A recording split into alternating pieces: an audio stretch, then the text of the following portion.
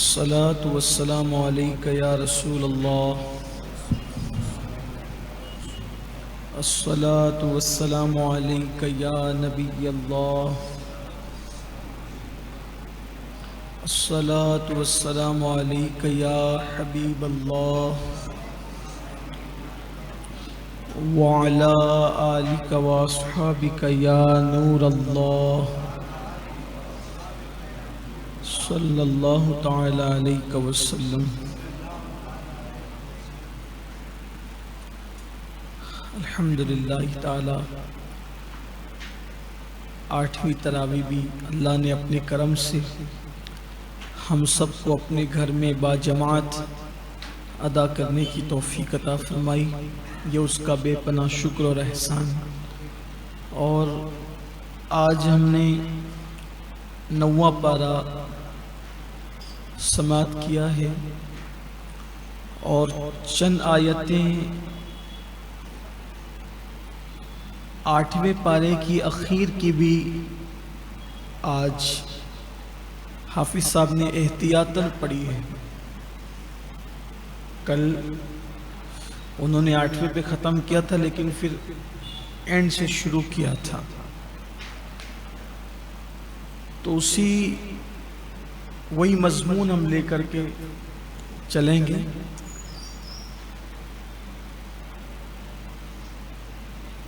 یہ سورہ اعراف ہے جس کا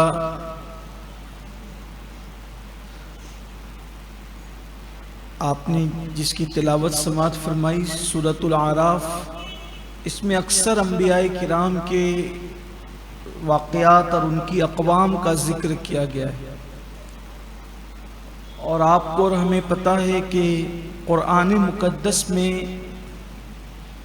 جو گزری ہوئی قوموں کا ذکر کیا گیا اس میں حکمت یہ ہے کہ انہوں نے جو اچھے کام پر جو صلہ پایا تو ہم بھی کچھ اچھا کریں، اور جو انہوں نے برائیاں کی اور وہ تباہ ہوئے تو ہم برائیوں سے بچے، کیونکہ ہمارے لیے عبرت ہے اس کے اندر. تو ہم نے جو قرآن مقدس آج سنا ہے، جو تلاوت، اس میں شروعات ہوتی ہے حضرت شعیب علیہ السلام کے ذکر سے. اللہ فرماتا ہے ہم نے شعیب کو ان کی قوم میں مبعوث فرمایا. حضرت شعیب علیہ السلام جس شہر کی طرف مبعوث ہوئے ہیں اس شہر کا نام مدین ہے. ایک تو مدائن ہے وہ جو عراق میں ہے، یہ مدین ہے. یہ بحر احمر کے کنارے پر واقع ہے. جس طرف طور سینا کا علاقہ ہے یہ اس طرف واقع ہے. اس دور میں یہ بڑا خوبصورت شہر تھا. مدین دراصل ابراہیم علیہ السلام کے ایک بیٹے کا نام تھا، اس لیے کہ حضرت ہاجرہ اور حضرت سارہ کے علاوہ بھی ابراہیم علیہ السلام کی بیویاں تھیں بعد میں. تو انہی میں ابراہیم علیہ السلام کے ایک بیٹے تھے مدین. تو یہی جناب مدین کی قوم، یعنی ان کی اولاد، حضرت مدین کی اولاد وہاں آباد تھی بحر احمر کے کنارے پر. تو انہوں نے اپنے جد اعلیٰ کے نام پر اس شہر کا نام ہی مدین رکھا. یہ وہیں بستے تھے. اور چونکہ یمن سے شام آتے جاتے اور عراق سے مصر آتے جاتے، یہ شہر مدین بالکل بیچ میں پڑتا تھا شاہراہ پر. اس وجہ سے اس کی تجارتی اہمیت تھی. جیسے بعض شہر ہوتے ہیں نا کہ جو تجارتی طور پر بڑے مضبوط اور مستحکم ہوتے ہیں، جیسے ہمارے یہاں ممبئی ہے، اسی طریقے سے کلکتہ ہے، یعنی جو ساحلی علاقے ہیں جہاں سے بہت سارے راستے گزرتے ہیں. تو اس دور میں جو لوگ تجارت کے لیے جاتے تھے عراق سے مصر کی طرف یا یمن سے شام کی طرف، تو یہ بیچ میں پڑتا تھا، تو لوگ اپنا سامان وہاں پر وہ مارکیٹ میں بیچتے تھے، وہاں سے خریدتے تھے. تو اہل مدین کی معاشی حالت بہت اچھی تھی، بہت مالدار تھے وہ لوگ، اور چونکہ تھے نبی کی اولاد، حضرت ابراہیم علیہ السلام کی اولاد میں سے تھے جیسا کہ آپ نے سنا. لیکن آپ جانتے ہیں کہ دولت کا گھمنڈ اور دولت کا غرور، طاقت کا غرور بڑا خطرناک ہوتا ہے. تو غلط لوگوں کی سنگت اور صحبت میں رہتے رہتے آل پیغمبر ہونے کے باوجود، اولاد ابراہیم میں ہونے کے باوجود وہ بگڑ گئے تھے. اور وہ لوگ، ان کی اکثریت مسلمان بھی نہیں رہ گئی تھی بلکہ وہ مشرک ہو گئے تھے، بتوں کے پجاری ہو گئے تھے. اس سے یہ بات بہت اہمیتوں کی حامل ہے کہ ہم جن کے ساتھ اٹھتے بیٹھتے ہیں، جن کی صحبت میں رہتے ہیں، ان کے بارے میں ہمیں بہت خیال کرنا چاہیے کہ یہ کون ہے. حضرت مولا کائنات مشکل کشا کرم اللہ تعالی وجہ الکریم فرماتے ہیں اچھوں کی صحبت میں رہو، اس لیے کہ اچھے دوستوں کی صحبت ایسی ہے جیسے عطار کی دکان پہ، عطر بیچنے والے کی دکان پر بیٹھنا، کہ اگر وہ آپ کو عطر نہ بھی دے تو کم از کم دکان پر بیٹھنے کی وجہ سے آپ کو خوشبو تو مل ہی جائے گی. اور برے دوستوں کی مثال ایسے جیسے کوئلہ، گرم ہوگا تو ہاتھ جلائے گا، ٹھنڈا ہوگا تو کم سے کم ہاتھ کالا کر ہی دے گا، فائدہ نہیں ہے. لیکن آج نوجوانوں کی سوچ، جو آج کل کے نوجوان لڑکے یا لڑکے، ان کی سوچ الگ ہے کہ ہم مالدار باپ کی اولاد ہے تو ہمیں بھی مالدار چاہیے، چاہے مشرک ہی ہو. مالدار لوگ چاہے مشرک ہی ہو، کافر ہی ہو. آج یہ فیشن چلا ہے، یا پھر فاسق و فاجر ہو، شرابی ہو، کبابی ہو، جواری ہو، مالدار چاہیے بس، تاکہ ہم بتا سکیں کہ میرا دوست وہ کروڑ پتی باپ کا بیٹا، ارب پتی باپ کا بیٹا. پیسے کی کوئی اہمیت نہیں ہے، کردار کی اہمیت، کیریکٹر کی اہمیت ہے. مکے کے کافر تانا دیتے تھے محمد عربی کے ساتھ تو غریبوں کے سوا کوئی نظر ہی نہیں آتا، لیکن ان کے ساتھ بیٹھنے والے غریبوں کی شان یہ تھی کہ کروڑوں امیر ان کی جوتیوں کے نیچے تھے. ان کا کردار ایسا تھا، ان کا کیریکٹر ایسا تھا. قرآن نے ان کی عظمتیں جو بیان فرمائی ہے کہ دماغ حیران رہتا ہے کہ ان کے گھوڑوں کی ٹانپوں سے لگنے والی دھول کی قسم بھی اللہ نے قرآن میں یاد فرمائی. وہ غریب تھے لیکن کردار کے کتنے اعلیٰ تھے. آج ان جیسا کوئی مل ہی نہیں سکتا. لوگ کہتے ہیں چراغ لے کے ڈھونڈو، میں کہتا ہوں سورج لے کے ڈھونڈو، تب بھی میرے نبی کے صحابہ کی طرح آپ کو نہیں مل سکتا. حضور نے ایسے لوگ تیار کیے تھے.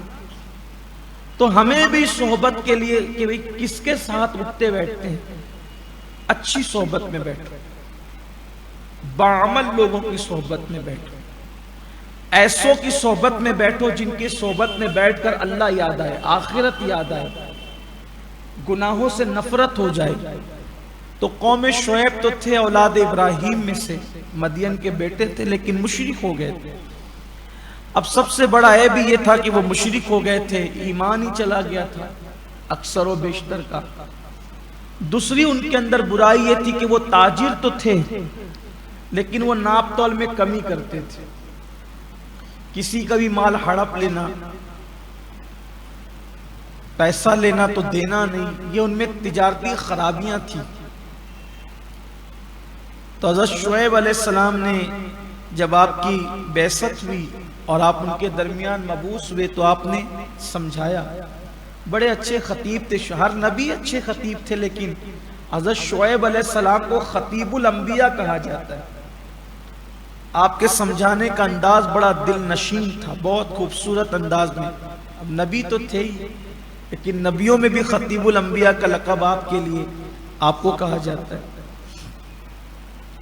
آپ نے سمجھایا اور ان کو فرمایا کہ دیکھو یہ جو تم بہرہ روی کا شکار ہو تجارت کے اندر، اور یہ جو تم ایک دوسرے کا مال لے لیتے ہو، ظلمن لیتے ہو، چھینتے ہو، دھوکہ دے کر مال فروخت تو کرتے، جو بھی تجارتی خرابیاں تھیں، فرمایا اس سے فتنے کی آگ بھڑکے گی، اس سے تباہی ہوگی، بربادی ہوگی، کہ حرام میں برکت نہیں ہے۔ آدمی یہ سوچتا ہے کہ میں ناپ تول میں کمی کروں گا، دھوکہ دے کر جلدی ترقی کر لوں گا، لیکن اس میں کچھ نہیں رکھا ہے، آدمی دھڑام سے گرتا بھی ہے، کوئی ترقی نہیں اس کے اندر۔ تو آپ نے فرمایا کہ فتنے کی آگ، فتنے کے شعلے بھڑکیں گے، آپ لوگ ایسا نہیں کریں، شرک سے توبہ کرو، ایک وحدہ لا شریک کی عبادت کرو، ایک اللہ کی عبادت کرو۔ تمہارے دادا ابراہیم علیہ السلام جس اللہ کی عبادت کرتے تھے، اسی اللہ کی عبادت کرو، ان کے راستے سے مت ہٹو۔ تو شعیب علیہ السلام کی قوم یہ سب سننے کے بعد ہونا تو یہ چاہیے تھا کہ وہ مان لیتے، ان کو اتنا گھمنڈ تھا اپنی دولت پر، اس لیے کہ وہ محلوں میں رہتے تھے، مالدار بہت تھے نا، اس دور کے محلوں میں رہتے تھے۔ آج محلوں میں، بلڈنگوں میں رہنا کوئی خاص بات نہیں رہ گئی، کیونکہ ننگے بھوکے لوگ بھی آج بلڈنگوں میں آ گئے، آج کوئی خاص بات نہیں، مال کی کوئی اہمیت نہیں ہے، آج بلڈنگوں کی کوئی اہمیت۔ ایک دور وہ تھا، آج سے ہزاروں سال پہلے کی بات ہو رہی ہے، اس وقت وہ محلوں میں رہتے، اس وقت کے وہ مالدار لوگ تھے۔ تو انہوں نے دولت کے گھمنڈ میں جواب دیا کہ آپ خود ہمارے مذہب میں شامل ہو جائیے، اور جو آپ پر ایمان لائے ان سے بھی کہتے ہیں جیسے ہم ہیں ویسے آئیے۔ یعنی وہ شعیب علیہ السلام کو بھی کہہ رہے تھے کہ آپ بھی ہمارے معاذ اللہ شرک کمپنی میں اور اس میں شامل ہو جائیے، آپ اللہ کا دین چھوڑیے اور آپ ہمارے ساتھ آئیے۔ حضرت شعیب علیہ السلام نے ان گھمنڈیوں سے کہا، دولت کے نشے میں اتنے چور ہو کہ تم اس وحدہ لا شریک جس کی توحید کی میں ہم نے پی ہے، جو توحید کی شراب ہم نے پی ہے، شربت توحید ہم نے پیا ہے، وہ چھوڑ دیں؟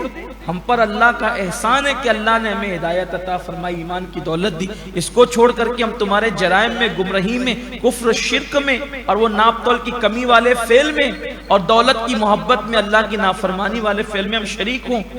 تم کچھ بھی کر لو، کتنے بھی دکھ دو، کتنی بھی تکلیف دو، کتنے بھی ظلم کرو، ہم اللہ کا دین چھوڑ کر اور رائے حق چھوڑ کر، صراط مستقیم چھوڑ کر تمہاری طرف آنے کے لیے تیار نہیں۔ تو انہوں نے شعیب علیہ السلام کو پھر کہا، پھر تو ہم آپ کو اپنے شہر سے اور آپ کے ماننے والوں کو باہر نکال دیں گے، ہم آپ کو اپنے شہر میں رہنے نہیں دیں گے، مدین میں آپ کو نہیں رہنے دیں گے، ہم باہر نکال دیں گے۔ پھر شعیب علیہ السلام کی طرف جو لوگ بھی آپ کا واز سننے جاتے تو لوگ ان کو منع کرتے کہ یہ تو ایسے ان کی برائی بیان کرتے، ایسے ہیں ویسے ہیں۔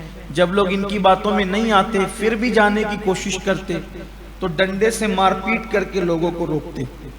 حضرت شعیب علیہ السلام نے اس پر بھی فرمایا، ایسا نہیں کریں آپ لوگ، اگر آپ لوگ ایسا کرو گے تو اللہ تبارک و تعالی اس کا بدلہ تمہیں دے گا۔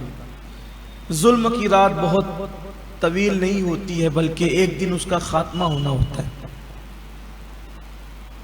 حضرت شعیب علیہ السلام کی سمجھانے پر بھی جب وہ نہیں مانے اور اسی ضد اور ہٹ دھرمی کے اندر وہ لگے رہے، تو پھر اللہ تبارک و تعالی نے شعیب علیہ السلام کی قوم کو یہ حال کیا کہ وہ سو رہے تھے، ان کے سوتے کی کیفیت میں اللہ نے ان پہ زلزلے کا عذاب بھیجا قوم شعیب پر، اور جب ان پر زلزلے کا عذاب آیا تو وہ اوندھے منہ پڑے رہے۔ قرآن کہتا ہے وہ اوندھے منہ پڑے رہ گئے، اٹھ بھی نہیں سکے، ان کا مال بھی دھرا کے دھرا رہ گیا، ان کی طاقت بھی دھری کے دھری رہ گئی، ان کی تجارت بھی دھری کے دھری رہ گئی، اور وہ زلزلے کے عذاب میں گرفتار ہوا۔ یعنی کسی قوم پر یوں ہی عذاب نہیں آتا، اللہ کا فرمان ہے، آگے آ رہا ہے کہ جب ہم کسی قوم میں نبی بھیجتے ہیں، اللہ کا پیغمبر آتا ہے اور وہ لوگوں کو سمجھاتا ہے، وہ لوگ نبی کی بات نہیں مانتے، پھر ہم اپنے عذاب میں گرفتار کر دیتے۔ اللہ نے مکے والوں سے، چونکہ یہ سورت مکۃ المکرمہ میں نازل ہوئی ہے، اللہ نے مکے والوں سے فرمایا جاؤ دیکھو وہ دولت کے نشے میں جو گھمنڈ اور غرور کے اندر باتیں کر رہے تھے، ان کے کھنڈرات کو ہم نے، ان کے محلوں کو کیسے کھنڈرات میں ہم نے تبدیل کر دیا۔ بہت دور نہیں ہے تم سے مدین، جا کر کے دیکھو۔ قرآن نے یہ بات کہی کہ جا کے دیکھو۔ حالانکہ حضور علیہ السلام اس سے پہلے کبھی مدین گئے نہیں تھے، لیکن بیان فرما رہے ہیں قرآن کے ذریعے سے۔ فرمایا کہ جا کر کے دیکھو کیا حالات ہو رہے ہیں، کیا کیفیت ہو رہی ہے۔ ان کے کھنڈرات میں الو بول رہے ہیں، جن کے محل کبھی سجے ہوئے تھے، آراستہ تھے، عیش و عشرت کا سامان تھا، ناچ گانے کے اندر وہ مبتلا تھے، آج دیکھو کہ ان کا کچھ بھی نہیں ہے، وہ اوندے منہ پڑے ہوئے ہیں۔ دعوت عبرت ہے ان کے کھنڈرات، اور اللہ نے کھنڈرات باقی رکھا، ابھی بھی باقی ان کے کھنڈرات ابھی بھی باقی ہے۔ آپ دیکھیں تو آپ کو پتا چلے گا، وحشت طاری ہوتی ہے۔ اور ہمارے لیے درس عبرت ہے کہ دولت کے چکر میں، مال کے چکر میں، حلال و حرام کی تمیز بھول جانے والوں، ناپ تول میں کمی کرنے والوں، کسی کا لے کر ہڑپ کرنے والوں، بہت دن تک یہ چیٹنگ بازیاں نہیں چلے گی، اللہ کا عذاب آئے گا۔ پھر اللہ تبارک و تعالیٰ نے فرمایا کہ ہمارا قانون یہ ہے کہ جو لوگ تقوی اختیار کریں تو ہم ان کے لیے اپنے خزانے کھول دیتے، یعنی دیندار بننا، متقی بننا، پرہیزگار بن کر صراط مستقیم پر چل کے ترقی کرنا یہ مشکل کام نہیں ہے۔ اگر کوئی اللہ سے ڈر کے گناہ چھوڑ دے اور سیدھا سیدھا رستہ چلے تو جلدی صحیح دیر صحیح اللہ اس کے لیے اپنے خزانوں کے منہ کھول دیتا ہے۔ یہ جو لوگوں کی فکر ہے نا کہ اگر ہم محنت سے آگے بڑھنا چاہیں، حلال سے آگے بڑھنا چاہیں، دیانت داری سے تو ترقی نہیں کر سکتے۔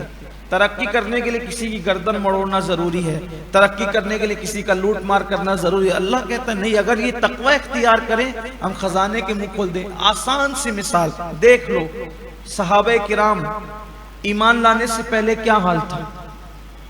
عرب کی بوریہ نشین قوم، صحرا نشین لوگ، بکریاں چرا کر گزارا کرنے والے، اونٹ چرا کر گزارا کرنے والے، جب مصطفیٰ جان رحمت کا دامن پکڑا، تقوی پرہیزگاری اختیار کی، اللہ نے انہیں کیسر و کسرا کا تاجدار بنا دیا۔ تو یہ سوچ کے اسلام پہ عمل کریں گے تو معاذ اللہ ترقی نہیں ہوگی۔ یہ شیطانی سوچ، شیطان کا مکر فریب ہے۔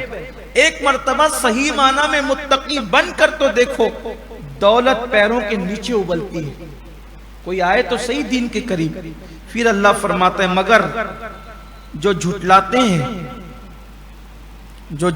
ہیں تو پھر ہم ان لوگوں کو اپنے عذاب میں گرفتار کر دیتے ہیں۔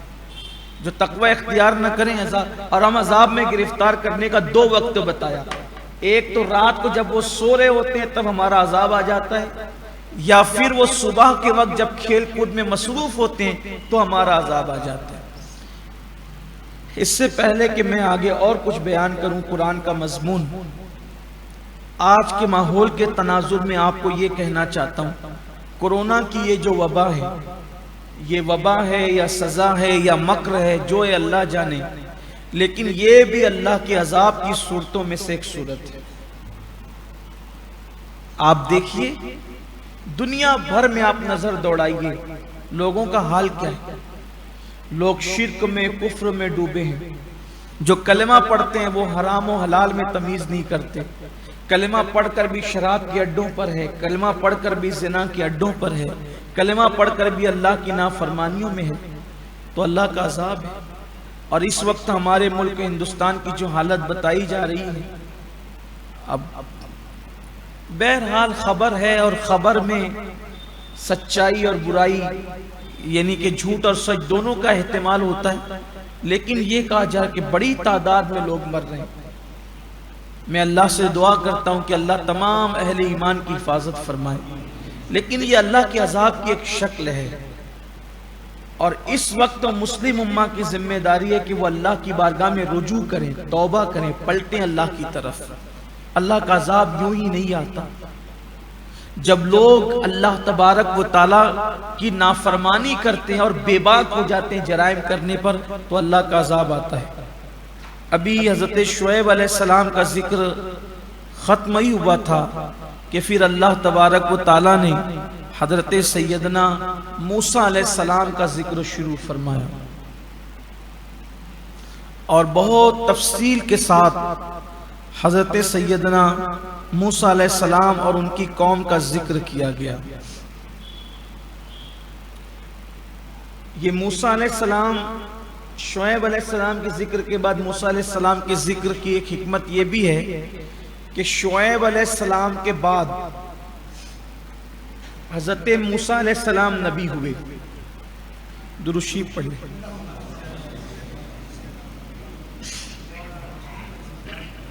الصلاۃ والسلام علیک یا رسول اللہ صلی اللہ تعالی علیہ وسلم۔ شعیب علیہ السلام اور موسیٰ علیہ السلام میں سسر اور داماد کی رشتہ داری۔ حضرت شعیب علیہ السلام کے داماد ہوتے ہیں حضرت سیدنا موسیٰ علیہ السلام۔ قرآن میں اس کا ذکر آیا ہے، لیکن بہت طویل بات نہ ہو جائے، صرف اشارہ دوں گا کہ گزشتہ سالوں میں جو لوگ سنتے رہے ان کو یاد ہوگا کہ موسیٰ علیہ السلام کی جو پرورش ہوئی ہے وہ فرعون کے گھر میں ہوئی، یہ آپ کو پتا ہو۔ اس کا واقعہ یہ ہوا کہ فرعون نے جو خواب دیکھا تھا کہ ایک ایسا بچہ پیدا ہوا اور اس کا تختہ اس نے پلٹ دیا، تو فرعون نے پابندی لگا دی تھی کہ یہ کوئی بچہ پیدا نہیں ہونا چاہیے، لیکن موسیٰ علیہ السلام کی ولادت ہوئی تو جن بچوں کی ولادت ہونے والی تھی تو ان کے دروازے پر فرعون نے دائیاں کھڑی کر دی۔ بچے پیدا ہوتے تو ان کو قتل کر کے کاٹ کر پھینک دیا جاتا، لیکن اللہ تعالیٰ نے موسیٰ علیہ السلام کو اس طرح بچایا کہ دائی کے دل میں بھی محبت ڈال دی، اور پھر صندوق میں حضرت موسیٰ علیہ السلام کی والدہ نے آپ کو رکھ کر دریا میں ڈال دیا، اور پھر وہ صندوق فرعون کے گھر میں چلی گئی۔ اس کے باغ کے اندر وہ دریا سے نہر جاتی تھی، اس کے گھر میں چلی گئی۔ اب گھر میں گئی تو ہوا یہ کہ فرعون کی جو بیوی تھی جناب آسیہ، تو بڑی نیک عورت تھی، تو اولاد نہیں تھی فرعون کو اولاد نہیں تھی۔ تو جب صندوق میں آپ کو دیکھا تو کہا کہ یہ وہی بچہ ہے جو جس کے متعلق میں نے خواب دیکھا ہے۔ تو آسیہ نے سمجھا بجھا کر کہا کہ یہ تیرا خیال ہے، یہ بہت دور سے صندوق آ رہا ہے۔ اور بالآخر حضرت موسیٰ علیہ السلام کے حوالے سے آسیہ نے مشورہ دیا کہ اپنے پاس بچہ بھی نہیں ہے، ہمیں لوگ ماں ہونے کا تانا دیتے ہیں، اگر یہ بچہ ہم پال لیں تو ہم اسے اپنا بیٹا بنا لیں۔ فرعون کو یہ بات پسند آئی اور فرعون نے دائیاں بلائی، کسی کا دودھ نہیں پیا موسیٰ علیہ السلام نے، اور پھر ان کی بہن بھی وہاں موجود تھی۔ تو فرعون سے کہا کہ میں ایک ایسی دائی کو جانتی ہوں کہ جو بچے بڑے پاکیزہ فطرت ہوتے ہیں، کسی کا دودھ نہیں پیتے تو اس کا پی لیتے ہیں۔ پھر ان کی والدہ کو بلایا گیا تو پھر ماں کی گود میں گئے تو دودھ پیا۔ اللہ نے موسیٰ علیہ السلام کی ماں سے کہا کہ موسیٰ کی ماں، آپ کے دل پہ اللہ نے الہام فرمایا، اے موسیٰ کی ماں، جب تو نے یہ بچہ دریا میں ڈالا تھا تو نے مجھ سے کہا تھا کہ اللہ یہ بچہ میں نے تیری امان اور تیرے سپرد کیا، تو جو چیز ہماری امان میں دے دی جاتی ہے ہم اس کی حفاظت کر کے یوں ہی لوٹایا کرتے۔ اور پھر فرعون خوش ہو گیا اور کہنے لگا کہ آپ ہمارے محل میں رہو تاکہ آپ ہمارے بچے کی پرورش کرو، اور پیسہ بھی دیتا رہا۔ پھر بہرحال دودھ وغیرہ کے ایام گزر گئے تو آپ وہیں پر بڑے ہوئے۔ تو وہاں ایک حادثہ یہ ہو گیا کہ فرعون کی قوم اور بنی اسرائیل، یہ دو قوم تھی مصر میں، تو فرعون کے آدمی اس کو فرعونیوں کو، فرعون کے کسی ایک آدمی کو اور بنی اسرائیل دونوں میں جھگڑا ہو رہا تھا۔ تو اس بنی اسرائیل نے جو ہے وہ پکارا کہ آپ میری مدد کریں، تو موسیٰ علیہ السلام نے اس کو ایک تماچا مارا فرعون کے آدمی کو۔ وہ تماچا ایسا زور سے لگا کہ وہ مر گیا۔ اب مر گیا تو یہ کہ حضرت موسیٰ علیہ السلام پر مقدمہ چلے گا اور کہیں آپ کے ساتھ برا نہ ہو جائے، تو آپ مصر چھوڑ کر چلے گئے مدین۔ تو حضرت شعیب علیہ السلام کی دو بیٹیاں تھیں، تو وہ جب آپ اب اکیلے نکل کے چلے گئے، نہ کوئی رشتہ داری ہے، نہ کوئی منزل ہے، نہ کوئی ساتھی ہے، وہاں پہنچے تو وہ کنویں پر عورتیں جو تھی وہ ایک دوسرے پہ پانی بھرنے کے لیے سبقت کر رہی تھی، اور یہ دونوں شہزادیاں شعیب علیہ السلام کی وہاں کھڑی ہوئی تھی، ان کو بھرنے نہیں دیتے تھے۔ تو چونکہ ان کی شرافت ظاہر تھی کہ ان کو پیچھے کیا جا رہا تھا، یہ پیچھے ہی تھی، کھڑی تھی، لڑنا نہیں چاہتی تھی۔ موسیٰ علیہ السلام دور سے یہ منظر دیکھ رہے تھے۔ جب وہ سب بھر کر کے لوگ چلے گئے تو بعد میں یہ بچیاں جو تھی حضرت شعیب علیہ السلام کی، وہ پانی بھرنے لگی، تو حضرت موسیٰ علیہ السلام نے کہا کہ تمہیں دقت ہوتی ہے تو لاؤ میں کر دیتا ہوں، اور بکریوں کو پانی پلا دیا۔ تو کہا کہ اے طاقتور جوان، تو کون ہے؟ تو کہا میں مسافر ہوں۔ تو کہا اب ہمارے گھر چلیں، ہمارے ابا جو ہے وہ بہت بڑے بزرگ ہیں، ہم بزرگ کی اولاد میں سے۔ تو بہرحال جب لے گئے تو آپ کی بیٹیوں نے تعارف کرایا کہ یہ نوجوان، اس نے ہماری مدد کی اور یہ شریف النفس ہے، اور اس نے ہماری بکریوں کو یوں ہی پانی پلا دیا۔ اور شعیب علیہ السلام نے دیکھا تو جان لیا، اس لیے کہ جوہر کو جوہری پہچانتا ہے۔ تو آپ نے جان لیا کہ کون سی ہستی ہے، تو کہا کہ آپ میرے گھر رہیں، اور پھر آپ ان کے گھر بھی رہے۔ بعد میں آپ کی بیٹی حضرت صفورہ سے آپ کا نکاح ہو گیا۔ نکاح کے بعد جو ہے وہ بکریاں آپ چراتے تھے، اور پھر حضرت شعیب علیہ السلام سے انہوں نے کہا کہ مجھے میری والدہ کی جو ہے وہ یاد آتی ہے، تو میں چاہتا ہوں کہ اپنی ماں سے ملنے جاؤں، بہت عرصہ ہو گیا۔ آپ نکلے، اور ان دنوں آپ کی اہلیہ جناب صفورہ مراد سے تھی، شکم میں بچہ تھا۔ انہوں نے سفر شروع کیا، چونکہ سفر لمبا تھا، وہ دور کا سفر تو بڑا طویل ہو جایا کرتا تھا۔ ابھی آج ہمیں اگر دھلیا جانا ہے تو منہ میں پان رکھ کے جائیں تو پان ختم نہ ہو، دھلیا آ جائے۔ یہی حال ناسک کا بھی ہوتا ہے۔ کبھی آج سے اگر 10-15 سال پہلے ہم لوگ ڈولیا جائیں تو 1-1.5 گھنٹہ لگتا تھا، ناسک جائے تو 3-3.5 گھنٹے لگ جاتے تھے۔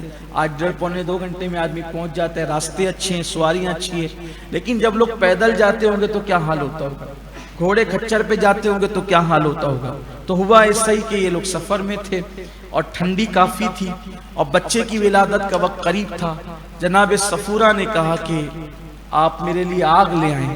یہ آگ لانے کے لیے گئے تو آپ کو آگ نظر آئی، آپ آگ کے پیچھے جاتے رہے، اور آگ جو ہے وہ آگے بڑھتی رہی۔ بالآخر ایک درخت سے آواز آئی، آگے وہ مضمون آئے گا لیکن اب میں وہاں نہیں لوں گا، تاکہ جو ہے وہ ہماری گفتگو یہیں سمٹ جائے، کیونکہ ہم ہر محفل میں اگر مضامین کے تحت جو ہے وہ انبیاء کا ذکر کریں تو پھر دوسرے مضامین ہمارے چھوٹ جائیں گے۔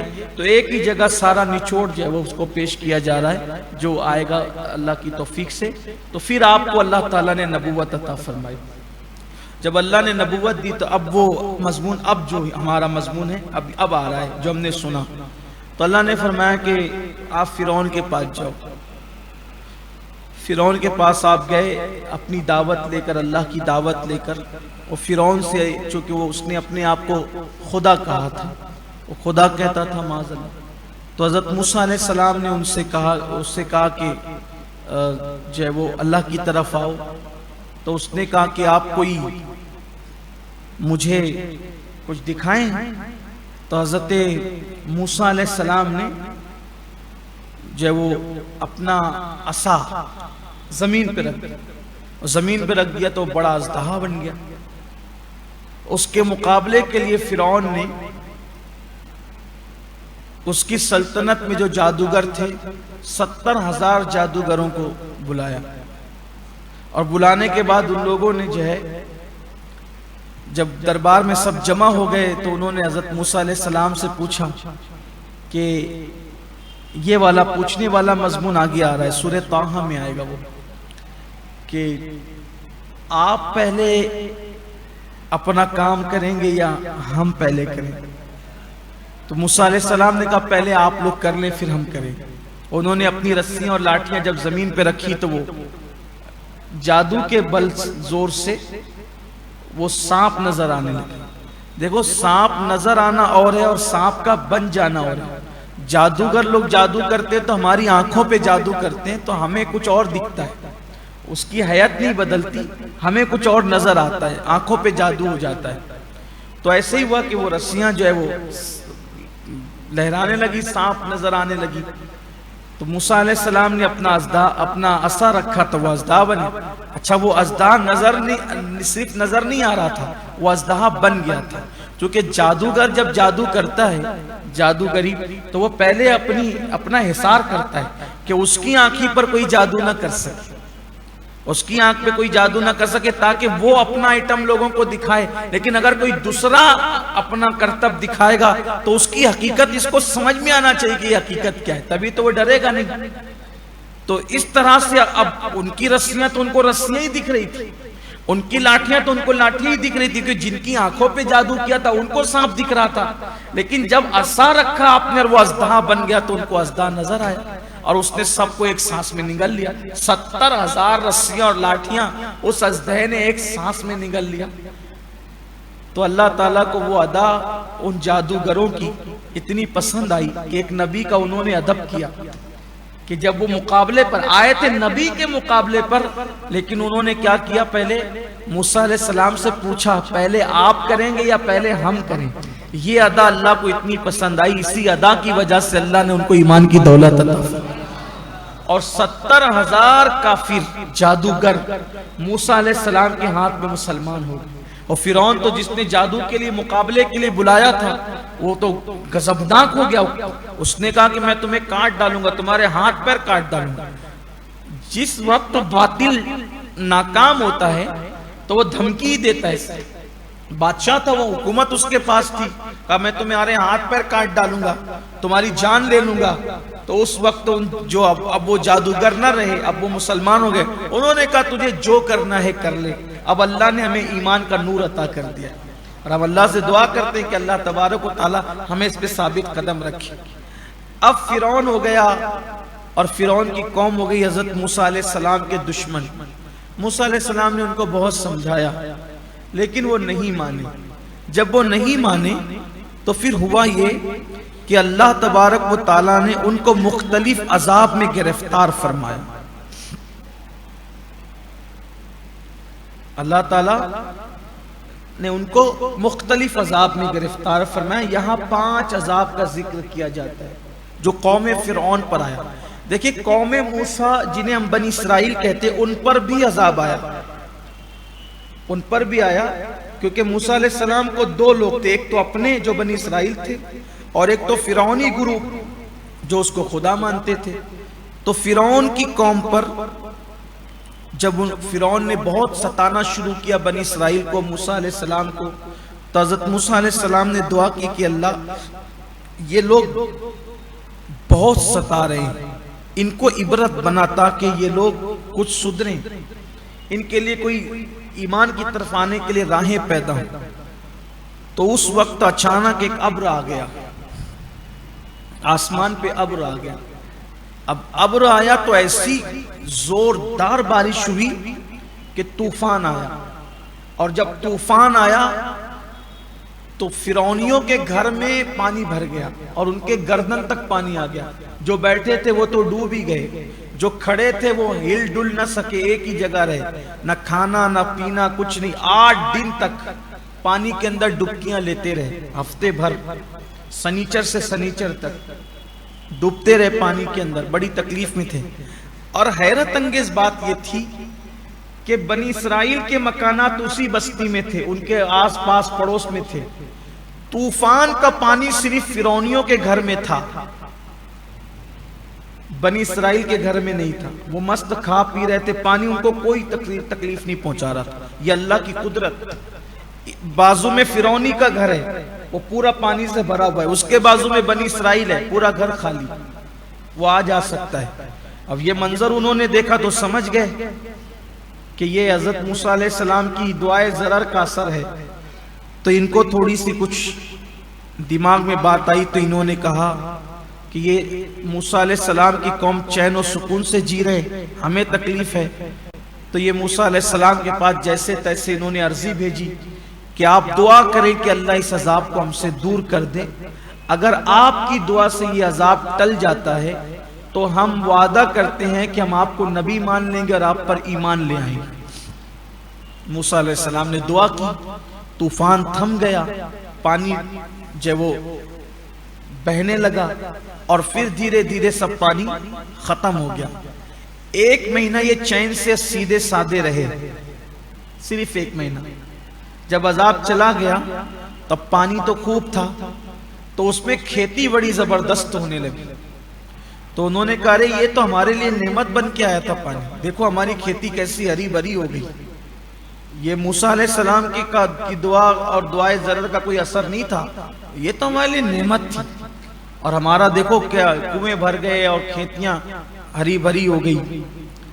حضرت موسیٰ علیہ السلام نے دیکھا کہ ابھی یہ پھر اپنی پرانی روش پر آ گئے، تو اللہ سے کہا مولا اب ان کو تو بتا کہ اصل کیا ہے، اور ان کو پھر کوئی عذاب میں گرفتار کر۔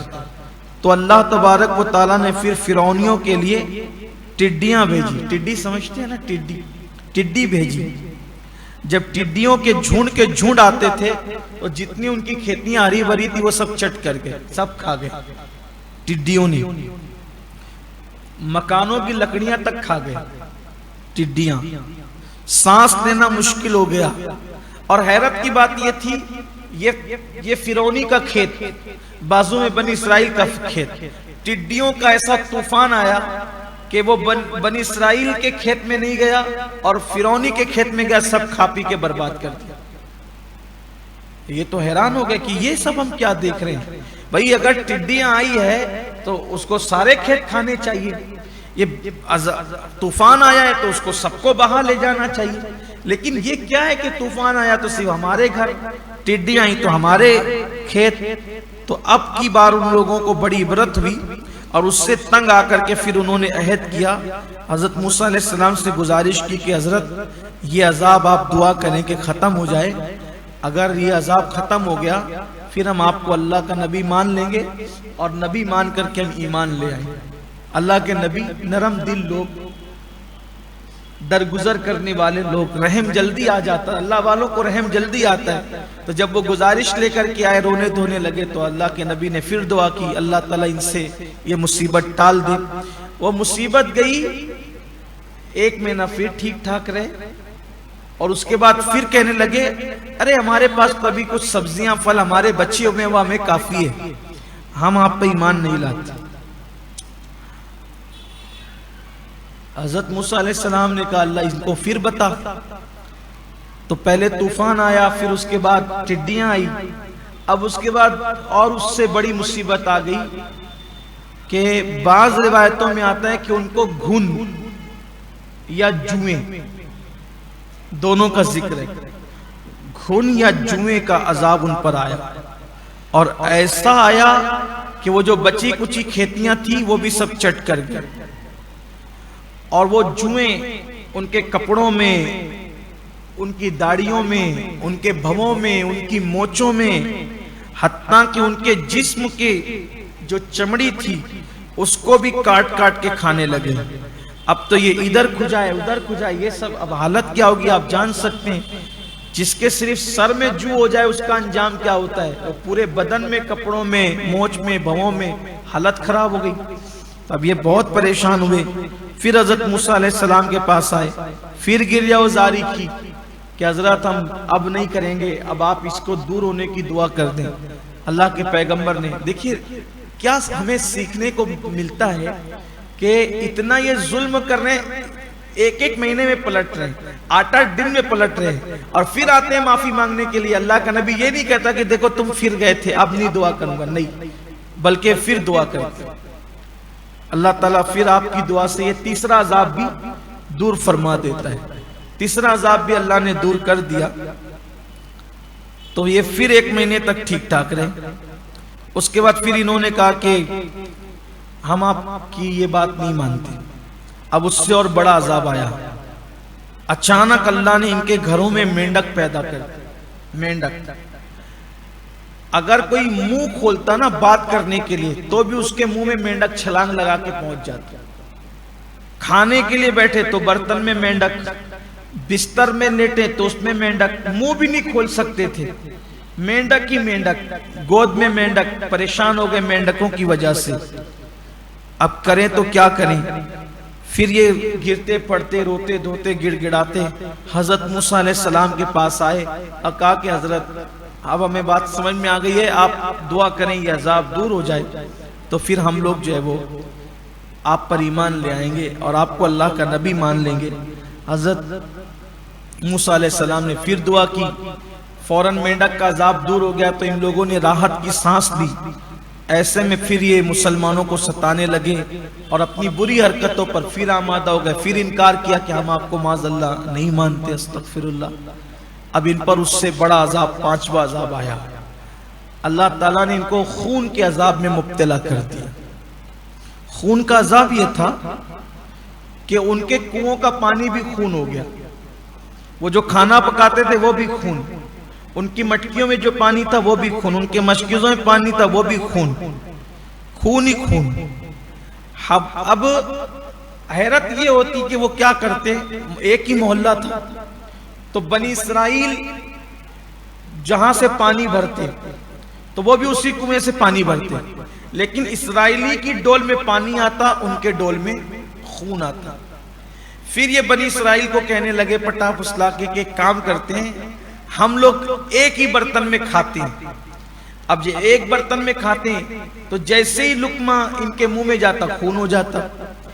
ایک ہی برتن سے دو لوگ منہ لگا کے پانی پیتے، بنی اسرائیل پیتا تو منہ میں پانی آتا، وہ پیتا تو منہ میں خون آتا۔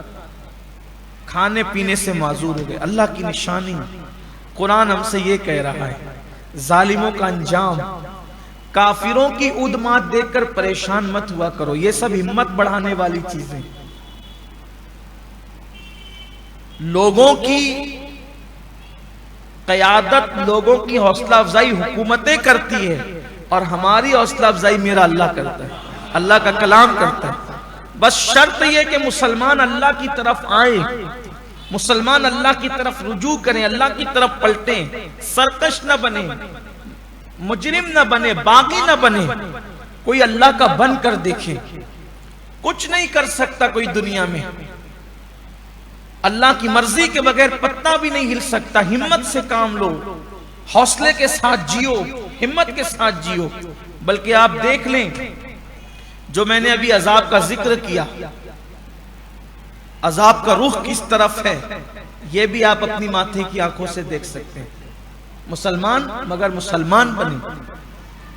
رمضان شریف میں بھی اگر مسلمان روزہ نہ رکھے تو ایسے لوگوں کو مسلمان کہنا کیا زیب دیتا ہے۔ رمضان مبارک میں بھی جو چھپ چھپ کر کھائیں، ایسے لوگوں کو بھی مسلمان کہنا زیب دیتا ہے۔ بندوں سے چھپ کے کھاؤ گے، اللہ سے کہاں چھپو گے؟ تراویح میں کتنے مسلمان اور کتنے حاضر ہوتے ہیں جو روزہ بھی رکھتے ہیں، افطاری کر کے ماسک ڈکانے لے کر کے گھروں میں بیٹھے ہوتے ہیں، گیم کھیل رہے ہوتے ہیں، گھوم پھر رہے ہوتے ہیں۔ حالانکہ اگر آ جائیں تو اس سے روحانی ترقی ہوگی۔ زیادہ سے زیادہ 1 گھنٹے کا وقت لگتا ہے تراویح پڑھنے کے لیے، کتنا ٹائم لگتا ہے؟ آئیں تو صحیح نا، اللہ سے توفیق مانگو، اللہ کے ہو جاؤ، اللہ کے بن کے دیکھو۔ تو بہرحال پھر اللہ فرماتا ہے، قرآن میں یہ ذکر آیا کہ ان لوگوں نے یہاں تک کیا کہ ایک ہی برتن میں پانی پیا، مگر ان کو خون ملا، اور بنی اسرائیل کو جو حضرت موسیٰ علیہ السلام پر ایمان لائے تھے ان کے منہ میں پانی آتا تھا۔ مطلب یہ ہے کہ عذاب کا اثر ہمیشہ باغیوں پر رہتا ہے۔ کبھی کبھی تھوڑا سا اثر، جیسے کہ کوئی چوٹی کا غول ہو، چوٹی ایک جو ہے وہ بل کے آس پاس ہو، ایک چوٹی کاٹے گی تو جب ہاتھ پڑے گا کسی کا تو ساری چوٹیاں مرے گی۔ سب کیوں مری؟ مجرم تو ایک تھی، مری سب کیوں؟ اس لیے کہ وہ مجرم کے ارد گرد تھی۔ تو ہم لوگ بھی جب مجرموں کی صحبت میں رہنے لگتے ہیں تو عذاب کے کچھ اثرات ہم پر بھی مجرم نہ ہونے کے باوجود بھی آنے لگتے ہیں۔ تو اللہ نے فرمایا کہ جب ہم نے خون کا 5واں عذاب بھیجا، پھر انہوں نے کہا اللہ کے نبی سے کہ اب ہمیں سب سمجھ میں آ گیا ہے، آپ ہم پہ رحم کریں، آپ ہم پہ کرم کی نظر ڈالیں، اب ہم ایسا کچھ بھی نہیں کریں گے، آپ کو مان لیں گے، ستائیں گے نہیں، تکلیف نہیں پہنچائیں گے۔ مسلسل 7 دن تک جب وہ خون کے عذاب میں مبتلا رہے، رونا دھونا شروع کیا، اللہ کے پیغمبر کو پھر رحم آ گیا، اور آپ نے کرم سے پھر جب وہ دعا کی، اللہ نے وہ خون کا عذاب دور کر دیا۔ ان بدبختوں نے پھر کہا وہی ظلم، وہی زیادتی، وہی ساری خباثت شروع کر دی۔ اللہ فرماتا ہے پھر ہم نے ان کو ہمیشہ ہمیشہ کے لیے جو ہے وہ دریا کے اندر غرق کر دیا، اور دریائے نیل کے اندر فرعون اپنی پوری قوم کے ساتھ غرق ہو گیا۔ غرق ہونے کا واقعہ بھی بڑا طویل ہے، جس کا ذکر میں چند دنوں پہلے کسی عنوان کے تحت کر چکا ہوں، آپ اس کو سن کر تازہ کر سکتے ہیں۔ یہ ہے ظلم کرنے والی قوم پر عذاب۔ یہیں پر پھر حضرت صالح علیہ السلام کا ذکر بھی آج ہی آیا ہے، اور پھر وہ اب وقت مکمل ہوا ہے، لیکن صرف اشارہ دے کر کے میں اپنی بات مکمل کر لوں کہ صالح علیہ السلام قوم سمود کے نبی ہیں۔ آپ کو قوم سمود کی طرف بھیجا گیا ہے۔ یہ قوم سمود بھی جو ہے آپ جب وہ سرکش ہو گئی تھی، جب قوم سرکشی پر آتی ہے تو یہ اللہ نبی بھیجتا تھا۔ تو چونکہ ہمارے آقا خاتم النبیین بن کر آئے، اب کوئی نبی نہیں آئے گا۔ جب قوم کی سرکشی ہوگی تو اب وہ کام علماء کرام کریں گے، ڈر سنانے کا کام، اصلاح کا کام علماء ربانیین کرتے ہیں، وہ کر بھی رہے ہیں ماشاءاللہ۔ تو اس وقت آپ نے قوم سمود کو جو ہے وہ فرمایا کہ سرکشی مت کرو، جرائم مت کرو۔ تو قوم نے ایک مطالبہ کیا کہ آپ اللہ کے نبی ہیں، اس کی دلیل کیا ہے؟ کیا دلیل ہے؟ آپ نے فرمایا صالح علیہ السلام نے کہ تم کیا چاہتے ہو وہ بتاؤ، اگر تمہیں میری بات پہ یقین کرنا ہے تو تم بتاؤ کیا چاہتے ہو۔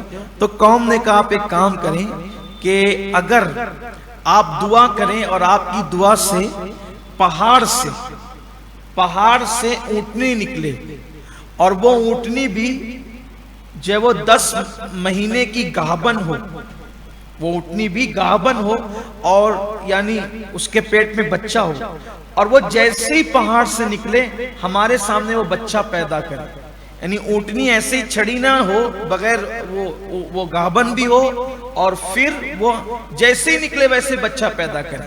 تو آپ نے کہا ٹھیک ہے، لیکن پھر آپ نے فرمایا کہ اونٹنی آئے گی تو صحیح، نکلے گی صحیح، لیکن تمہارے لیے پھر ایک آزمائش ہوگی۔ آزمائش یہ ہوگی تمہارے لیے کہ وہ اونٹنی ایک دن تمہارے تالاب سے پانی پیے گی، اس دن تم نہیں پی سکو گے، اور ایک دن تم پیو گے وہ نہیں پیے گی، اور اس کو کوئی ستائے گا نہیں، کوئی تکلیف نہیں دے گا، جو تکلیف دے گا وہ تکلیف میں آئے گا۔ تو حضرت صالح علیہ السلام نے دعا کی، اللہ کی قدرت، اللہ کی شان دیکھیں کہ پہاڑ سے اونٹنی نکلی، خوبصورت اونٹنی، بلند قامت، صحیح سلامت، بڑی حسین و جمیل اونٹنی نکلی، اور وہ بھی اس کے پیٹ میں بچہ تھا۔ اسی لیے کچھ ایسی ذوات ہیں، کچھ ایسی ہستیاں ہیں جو ماں کے بغیر بھی پیدا ہو گئے۔ آدم علیہ السلام ماں باپ کے بغیر پیدا ہو گئے، یہی صالح علیہ السلام کی اونٹنی، اس کی کوئی ماں نہیں، پہاڑ سے نکلی۔ اللہ کی شان، اللہ پہ یقین مضبوط کرو۔ لوگ کہتے ہیں کیا ہوگا، ارے اللہ چاہے تو کیا نہیں ہو سکتا۔ لوگ کہتے ہیں اللہ پتھروں میں پھول پیدا کرتا ہے، میں کہا بالکل پیدا کرتا ہے، لیکن یہ تو دیکھو پتھروں میں تو پھول آتے ہیں، انشاءاللہ آتے رہیں گے، لیکن پتھر سے، پہاڑ سے اونٹنی نکلی لوگوں کی نظر کے سامنے۔ اپنی اللہ کی شان کیا ہے؟ جس کے آگے تم سر جھکاتے ہو وہ مالک و مولا کی شان کیا ہے؟ پتھروں سے اونٹنی نکالتا ہے، وہ بھی گابن، اور نظر کے سامنے اسی محفل میں، وہیں پر کچھ وقت بھی نہیں گزرا تھا، اس نے سب کے سامنے بچہ پیدا کیا۔ پھر صالح علیہ السلام نے فرمایا یہ دیکھ لیا، لیکن شریر تو لوگ شریر ہی ہوتے ہیں، جن کو ماننا تھا انہوں نے مانا، جن کو نہیں ماننا تھا انہوں نے نہیں مانا۔ پھر یہ ہوا کہ حضرت صالح علیہ السلام نے فرمایا کہ اگر تم اس اونٹنی کو نقصان پہنچائے گے تو تکلیف ہوگی۔ اب ہوتا یہ تھا کہ جس دن وہ پیتی تھی اس دن کوئی نہیں پی سکتا تھا، اور جس دن ان کی باری تھی وہ نہیں پیتی تھی۔ تو چند لوگ قوم سمود کے جمع ہوئے، کہا یار یہ بڑی تکلیف والا معاملہ ہے، تالاب کا سارا پانی پی جاتی ہے اونٹنی ایک دن، اور ہمیں اس دن بڑی تکلیف ہوتی ہے، ایک کام کرتے ہیں اس کو جو قتل کر دیتے ہیں۔ تو قیدار بن سالف نام کا ایک آدمی جس کی آنکھیں سفید تھی، بھوری آنکھیں ہوتی ہیں، کنجی آنکھیں ہم جس کو کہتے ہیں، تو وہ بھوری بھوری اس کی کنجی آنکھیں تھی۔ تو اس نے اس اونٹنی کی کوچے کاٹ دی اور اس کو جب وہ شہید کر دیا اور مار ڈالا اس کو۔ تو اللہ تبارک و تعالیٰ نے یہ بات فرمائی کہ اب اس کے بدلے میں جو ہے وہ چونکہ اونٹنی کی جو ہماری ناقہ تھی، نشانی تھی ہماری، اس کو کاٹ دیا گیا، تب اس پر عذاب آئے گا۔ اور عذاب آیا، زبردست چنگاڑ کی آواز آئی اور شدید زلزلہ آیا، اور پھر ساری بستی اتھل پتھل ہو کر کے چکنا چور ہو گئی، تہس نہس ہو گئی۔ تقریباً 70,000 لوگ، تقریباً 70,000 لوگ اس اونٹنی کی وجہ سے ہلاک ہو گئے۔ اور اللہ تبارک و تعالیٰ نے اس قوم کی بستیوں کو، اس قوم کے لوگوں کو، ان سب لوگوں کو جو اونٹنی کے کاٹنے میں، اونٹنی کی کونچے کاٹنے میں شریک تھے، اللہ تعالیٰ نے ان سب کو تباہ و برباد فرما دیا۔ یہ تھا حضرت صالح علیہ السلام کی قوم کا۔ وقت کی نزاکت کو دیکھتے ہوئے میں نے اختصار سے کام لیا۔ اللہ تعالیٰ ہم سب کو قرآن و سنت سے قریب فرمائے اور قرآن مقدس کے فیوز و برکات سے مالا مال فرمائے۔ گفتگو کے درمیان کوئی غلطی ہو تو اللہ تعالیٰ معاف فرمائے۔ انشاءاللہ اب جو قرآن مقدس میں آگے کے جو سلسلے ہیں وہ زیادہ تر انبیاء کے واقعات پر ہی مبنی ہیں اور بہت دلچسپ بھی ہیں، اور ہمارے لیے نسیم ہدایت کے عظیم جو ہے وہ پیام لے کر بھی وہ آتے ہیں۔ اللہ تعالیٰ ہمیں اس سے عبرت کی توفیق عطا فرمائے۔ الفاتحہ۔